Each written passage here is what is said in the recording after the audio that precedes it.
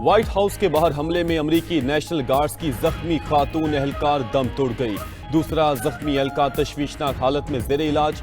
हलाक होने वाली नेशनल गार्ड सारा बैकस्ट्रॉम का ताल्लुक वेस्ट वर्जीनिया से था। अमेरिकी सदर ने हमले की मजम्मत करते हुए कहा कि गैर कानूनी तारकीन वतन यहाँ आकर मुश्किलात पैदा करते हैं। गैर कानूनी तारकीन से निमटने के लिए हुकाम से बातचीत जारी है। ट्रंप ने मजीद कहा कि हमारे सिक्योरिटी एहलकार मुल्क की खिदमत कर रहे हैं। अमेरिका के पास दुनिया की मजबूत फौज और दिफाई आलात हैं। हमारे B-2 तैयारों ने 37 घंटे परवाज की और हदफ को निशाना बनाया। मजीद B-2 तैयारों का बड़ा ऑर्डर दे दिया। वेनेजुएला को हद में रखने के लिए जल्द इकदाम करेंगे।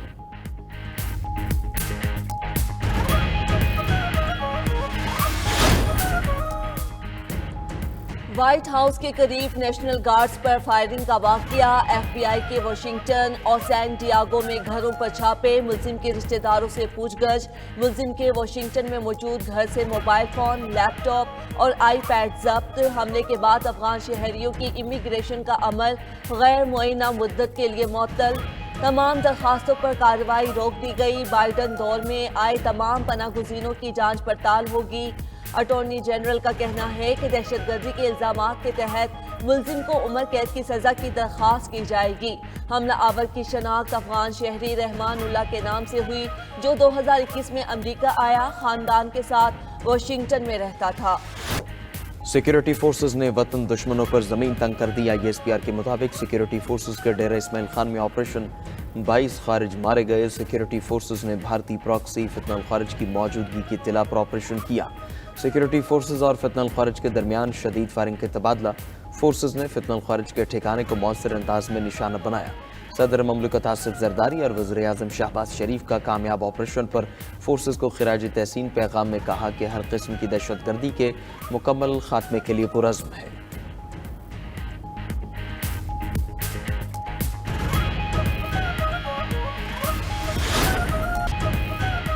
अफगान शहरी का व्हाइट हाउस के करीब हमला। फायरिंग से अमरीकी नेशनल गार्ड्स के 2 एहलकार शदीद जख्मी हो गए। सिक्योरिटी फोर्सेज ने मौके से हमलावर को गिरफ्तार कर लिया। अफगान हमलावर की रहमानुल्लाह के नाम से शनाख्त हुई। अमरीकी वज़ीर दिफा पीट हेक्सेथ ने कहा कि सिक्योरिटी एहलकारों पर हमला नाकाबिले बर्दाश्त है। डायरेक्टर FBI काश पटेल ने कहा हमलावर अफगान शहरी अमरीकी फ़ौज के लिए खिदमत अंजाम दे चुका है। मुलजिम के घर में रहने वाले तमाम अफराद से तफ्तीश कर ली। अमरीकी अटॉर्नी जनरल ने कहा कि फायरिंग से जख्मी होने वाले नेशनल गार्ड्स की हालत नाजुक है। 29 साल अफगान शख्स वाशिंगटन में ख़ानदान के साथ रहता था। फायरिंग करने वाला अफगानी भी अस्पताल में ज़ेर इलाज है। अफगानी पर कातलाना हमले के 3 इल्ज़ामात हैं।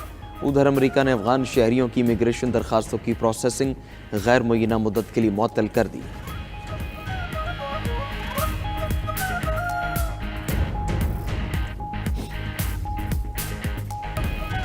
बानी PTI की सेहत के हवाले से तहफ़्फ़ुज़ात हैं। बानी PTI से हर सूरत मुलाकात होनी चाहिए। चेयरमैन PTI बैरिस्टर गौहर की इस्लामाबाद में पार्लियामेंट के बाहर मीडिया से गुफ्तगू। कहा कि बानी PTI से मुलाकात के लिए अदालतों के अहकामात पर अमल नहीं हो रहा। ना वकिला की मुलाकात हो रही है, ना फैमिली के अफराद की और ना ही पार्टी क़यादत की। हम हरीपुर का इलेक्शन 27,000 वोटों से जीते हैं। मुआविन ख़ुसूसी खैबर पख्तूनख्वा शफीउल्लाह जान का कहना है कि 27 अक्टूबर से लेकर आज तक बानी PTI को तन्हाई में रखा गया है। पार्टी को बानी PTI से मुताल्लिक़ शदीद तशवीश है। सेनेटर अली जफ़र ने कहा कि बानी PTI से मुलाकात न कराना इंसानी हुकूक़ की खिलाफ वर्जी है।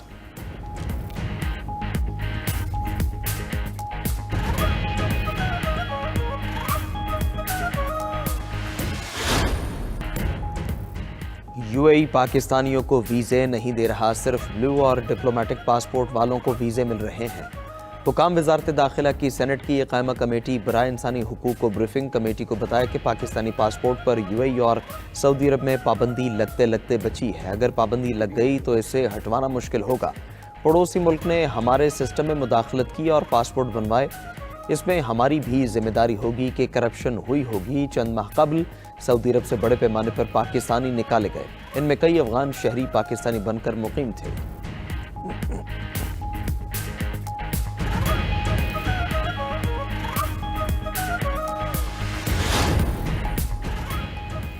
हांगकांग में कसीरुल मंजिला रिहायशी इमारत में लगने वाली खौफनाक आग पर काबू पा लिया गया। आतिशज़दगी से 83 अफराद झुलसकर हलाक हुए। आग लगने के बाद से 300 अफराद लापता हैं। आतिशज़दगी के वक्त इमारत में 4,600 अफराद रिहाइश पजीर थे। हलाक होने वाले अफराद में 4 फायर फाइटर्स भी शामिल। इब्तदाई तहकीकात के मुताबिक आग मुमकिन तौर पर इमारत के बाहर बांस की छत से लगी। चीनी हुकाम ने खौफनाक वाक़े की तहकीकात शुरू कर दी। इमारत की मरम्मत की जिम्मेदार कंपनी के दफ्तर पर छापा, रिकॉर्ड कब्जे में ले लिया।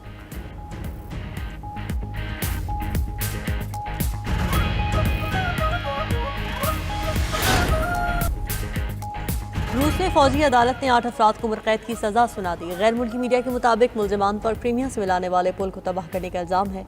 यूक्रेन की इंटेलिजेंस एजेंसी SBU ने हमले की जिम्मेदारी कबूल की थी।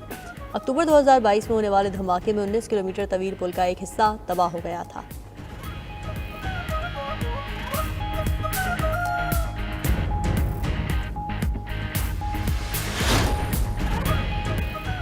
श्रीलंका शदीद बारिशों की लपेट में आ गया। एक हफ्ता बारिशों से सैलाब और लैंड स्लाइडिंग से तबाही। मुख्तलिफ हादसात में हलाकतों की तादाद 31 हो गई। 14 अफराद लापता। मकामी गाँव में तोदा घरों पर गिरने से 16 अफराद हलाक हो गए। उधर इंडोनेशिया के सूबे सुमाट्रा में तूफान की तबाहकारियाँ, सैलाब और लैंड स्लाइडिंग से हलाकतों की तादाद 46 हो गई। थाईलैंड में भी मुसलसल एक हफ्ते की बारिश से सैलाबी सूरत हाल।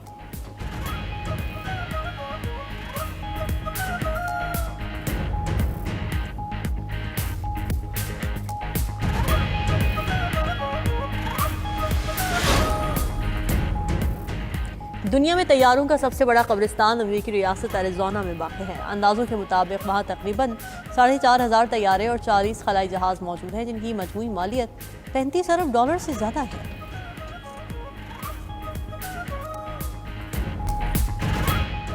व्हाइट हाउस के बाहर अफगान शहरी के हमले के बाद अमेरिका के अहम इक़दामात। अफगान शहरियों के लिए इमिग्रेशन प्रोसेस गैर मुअय्यना मुद्दत के लिए मुअत्तल कर दिया। अफगान हिजरत पॉलिसी पर भी नजरसानी की जाएगी। सदर ट्रंप का बाइडन दौर में दाखिल होने वाले हर पनागुज़ीन की लाजमी जांच का भी ऐलान। अमरीकी सदर ने वाशिंगटन में फायरिंग के वाक़े को दहशतगर्दी करार देते हुए कहा, अमरीका दहशतगर्दी के सामने हार नहीं मानेगा।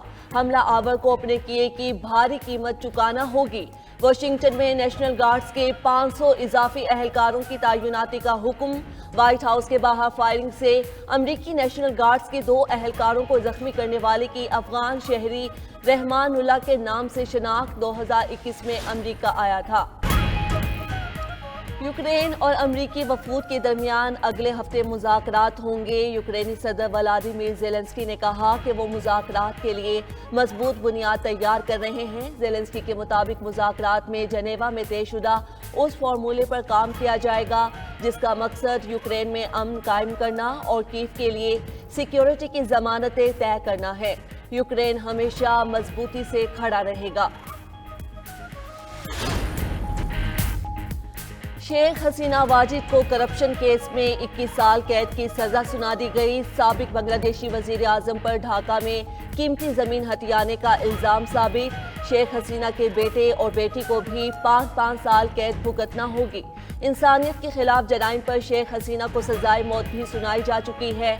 78 साला शेख हसीना बांग्लादेश से फरार होकर भारत में मुकीम हैं।